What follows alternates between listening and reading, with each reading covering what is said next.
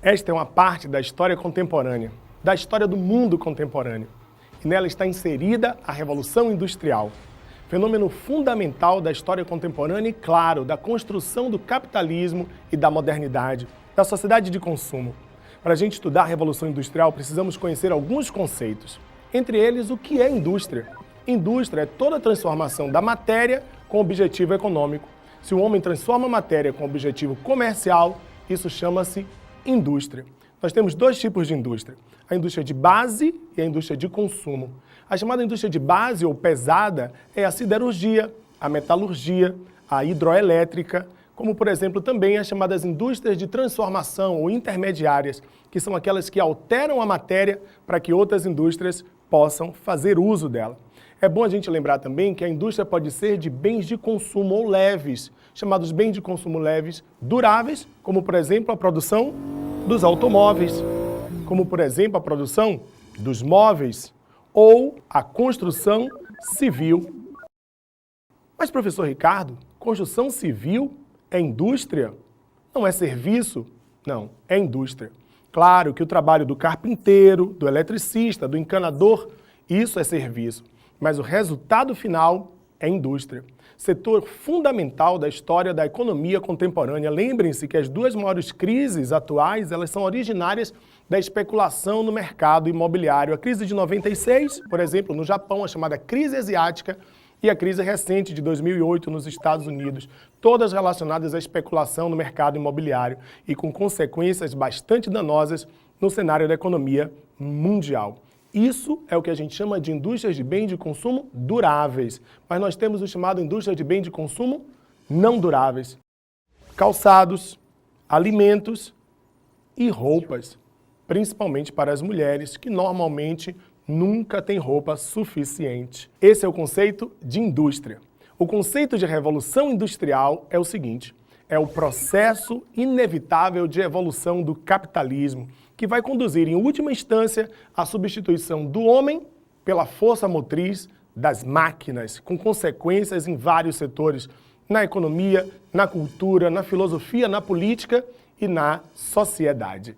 Na evolução da atividade industrial, nós temos 3 períodos importantes.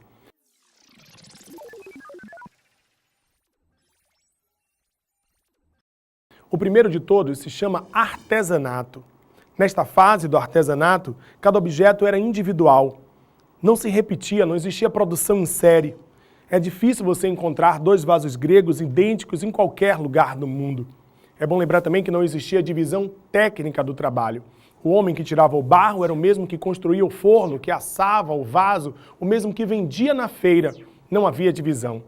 A segunda fase é a que se chama de manufatura.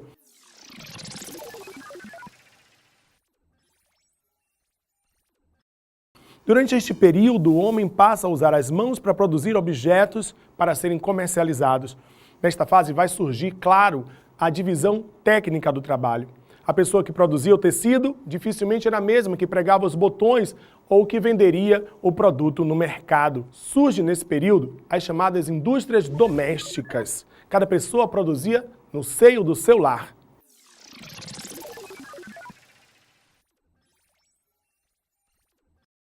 A terceira fase é a maquinofatura. Surge no século XVIII. Neste período, todos os trabalhadores passam a se concentrar dentro do mesmo espaço, que é a fábrica. Essas são as origens da chamada Revolução Industrial.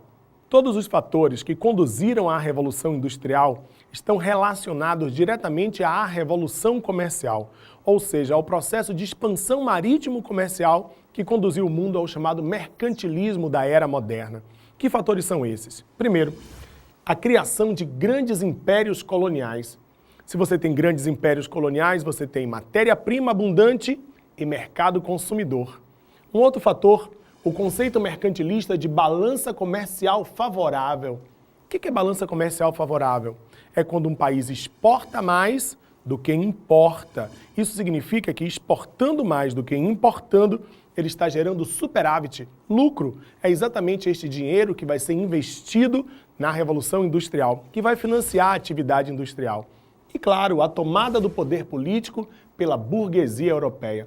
No caso da Inglaterra, no século XVII, da França e dos Estados Unidos, no século XVIII, a tomada do poder político pela burguesia fez com que a burguesia, essa classe social ascendente, emergente, pudesse conduzir as coisas do Estado a partir dos interesses desta nova classe em expansão. A Inglaterra foi a pioneira no processo da expansão da atividade industrial. Vários fatores são proeminentes para levar a Inglaterra a ser a primeira a desenvolver as atividades industriais. Primeiro, claro, era um grande império colonial. A Inglaterra, sendo um grande império colonial, tinha matéria-prima, mercado abundante. O protestantismo, o que isso tem a ver com a atividade capitalista? Muito. Lembrem-se que o conceito protestante de que ganhar dinheiro era interessante, agradável aos olhos de Deus, favorecia o desenvolvimento do capitalismo. A Inglaterra protestante, anglicana, teve esse fator ao seu dispor. Um outro fator importante, um governo liberal e não oneroso. Governo liberal, democrático, que favorecia as práticas capitalistas. Lembrar também da supremacia naval da Inglaterra, a sua própria localização insular, ou seja, de fato de ser uma ilha, favorecia isso, estimulava a atividade comercial. E desde o século XVII, através dos chamados atos de navegação, que priorizavam o comércio marítimo inglês, a Inglaterra virou uma grande líder da atividade comercial marítima.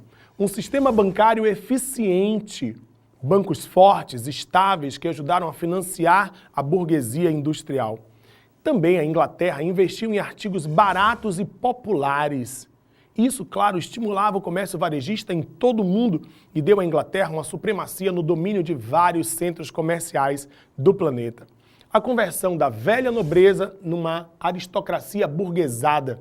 Muitos nobres ingleses passaram a produzir para a atividade industrial. Isso favoreceu o desenvolvimento do capitalismo, primeiro no campo, com a Revolução Agrícola, e depois nas grandes cidades da Inglaterra, como Cambridge, Oxford, Liverpool, que se transformaram em grandes polos industriais. A estabilidade financeira, que, claro, deu à Inglaterra uma supremacia em relação aos outros países da Europa e, principalmente, a abundância de recursos naturais. O fato da Inglaterra ter muitos recursos naturais, principalmente minério de ferro e carvão mineral, favoreceu ao fato de que a Inglaterra se transformou em grande pioneira e grande líder da atividade industrial na Europa e depois se espalhou pelo mundo inteiro ao longo do século XIX. Nós precisamos pontuar as consequências da Revolução Industrial. Primeiro, lembrar que a Revolução Industrial levou ao que se chama de urbanização da sociedade. Antes, a maioria das pessoas vivia no campo. A partir de agora, com a Revolução Industrial, uma boa parte dessa população migra para as cidades através do êxodo rural, dos chamados cercamentos de terra, que fez com que uma boa parte dessa população migrasse e vão se transformar agora em mão de obra barata para a Revolução Industrial. É o chamado exército de reserva. É essa massa de desempregados que vai estimular a exploração capitalista nas grandes cidades.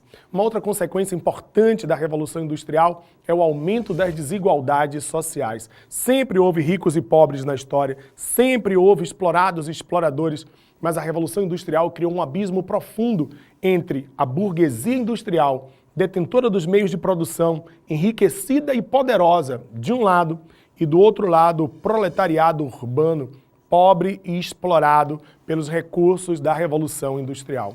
Mas duas consequências que você não pode esquecer. Primeiro, a expansão da Revolução Industrial para além das fronteiras da Europa. O nome disso é imperialismo. Podemos chamar também de partilha afroasiática.